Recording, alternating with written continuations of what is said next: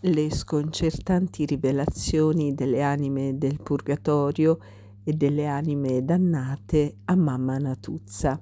Salve a tutti carissimi, oggi voglio tornare a parlarvi di Natuzza Evolo, mistica e veggente, originaria di Paravati di Mileto, una località che si trova in Calabria. Natuzza è vissuta tra il 1924 e il 2009. È stata la sua una vita veramente straordinaria, ha ricevuto infatti le apparizioni dell'angelo custode, di Gesù, della Madonna e è stata interessata Natuzza da dei fenomeni straordinari come ad esempio la emoscrittura o anche il dono di parlare lingue sconosciute, il dono della bilocazione e il dono di poter parlare con le anime del purgatorio e anche delle anime dell'inferno, con le anime dell'inferno. Ecco quanto rivelato a Mamma Natuzza dalle anime del purgatorio. Quanto avviene qui in questa stanza in cui noi ti appariamo, o Natuzza, è tutto permesso da Dio. Noi non siamo che degli strumenti ciechi di cui Dio si serve per richiamare l'umanità all'osservanza della sua legge, legge d'amore, legge di carità e di sacrificio. Noi ci troviamo nell'aldilà e sappiate che realmente nell'altra vita esistono il castigo e il premio per ciascuno a seconda di come ci si è comportati nella vita terrena. Un signore che morendo aveva lasciato la moglie disse a Mamma Natuzza di comunicare questo messaggio. Mia moglie mi ha dimenticato. Io avrei bisogno di tante preghiere, di tanti aiuti, di tante messe di suffragio per la mia anima. A Mamma Natuzza apparve anche un bambino, purtroppo morto in seguito a un incidente automobilistico. Oh, Mamma Natuzza, dite a mia madre che non pianga più, che stia tranquilla, perché io prego sempre per lei. Io sono vicino a Dio, sono attorniato da angeli, sono in un luogo ameno. Tutto è pieno di fiori, tutto qui è bellissimo. Ma spesso i messaggi provenienti dall'aldilà erano incentrati sulla famiglia, sui figli, sui parenti che rimanevano.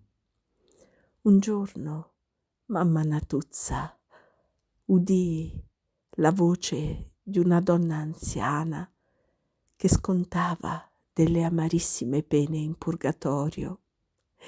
Questa donna le disse: io, Natuzza, parlo prima a tutte le mamme e voglio dare loro questo messaggio. Oh madri, curate l'educazione dei vostri figli. Essi saranno quali voi li avrete educati. Ma guai alle mamme che impediscono la procreazione dei figli. Ad esse è riservato il fuoco eterno, il precipizio e le altre terribili pene dell'inferno. Perché Perché, madri, volete sopprimere la vita degli innocenti? Cosa potete sapere voi se quelle anime non erano destinate a diventare magari degli angeli del paradiso o santi venerati sugli altari? Da molte anime venivano delle energiche esortazioni ad avvicinarsi al sacramento della riconciliazione. Un'anima del purgatorio una volta disse a mamma Natuzza: molta gente fa dei discorsi e dei pensieri empi che offendono Dio quando si dice: ma perché io devo confessare i miei peccati a un sacerdote magari più peccatore di me? In questo modo si offende il sacerdote che è ministro di Dio e attraverso le mani del sacerdote è Dio che opera. Il prete nel segreto della confessione non è un uomo qualunque, è rappresentante di Dio, è il suo ministro e bisogna rispettare questa sua grandissima dignità.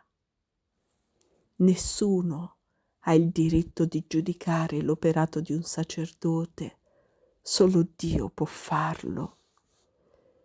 Chiedete perdono a Dio per i vostri peccati mortali e pentitevi amaramente, altrimenti la giustizia non vi potrà mai perdonare. Ma chi chiede perdono a Dio con cuore contrito viene preservato solo dal fuoco eterno.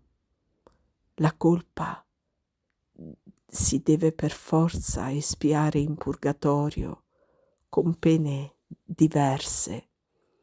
Chi pronuncia falsa testimonianza o dice calunnie è condannato a stare in mezzo al mare.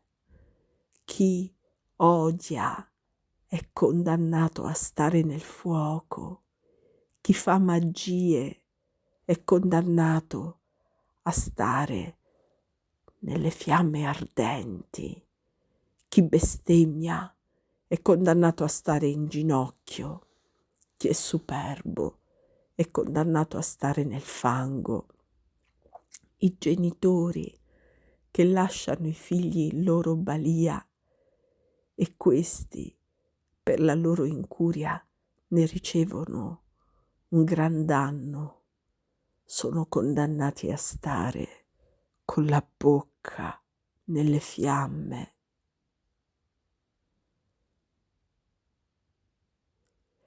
Un'anima del purgatorio esortò mamma Natuzza a dare questo avvertimento ai suoi parenti che trascuravano i dettami della fede.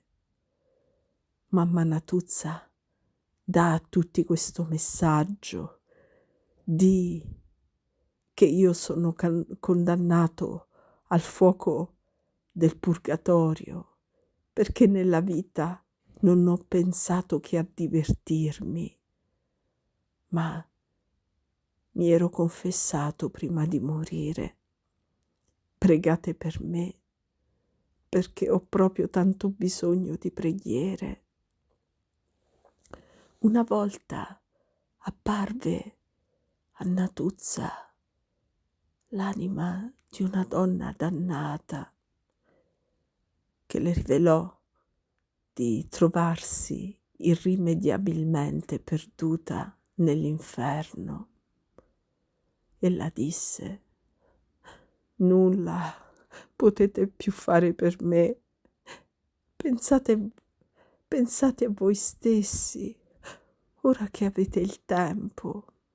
Io mi ero confessata e pentita, e quante volte mi ero pentita, ma ho ingannato il sacerdote e me stessa, e più volte sono ricaduta nello stesso gravissimo peccato.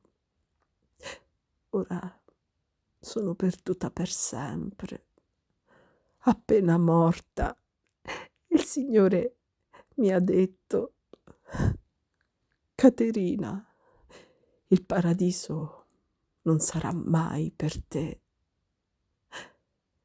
Vita mia, dolor mio, mamma mia.